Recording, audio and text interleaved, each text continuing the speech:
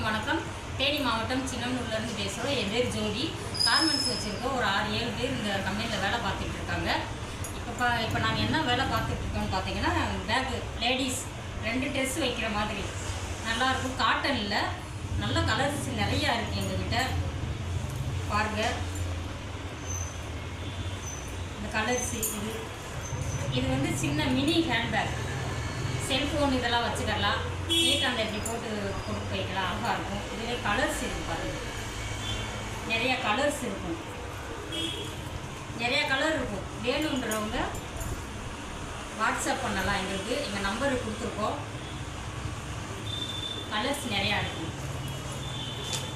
ரொம்ப கம்மியானதுக்கு தான். இது வந்து பவுச், காயின் பர்ஸுன்னு சொல்லுவாங்க.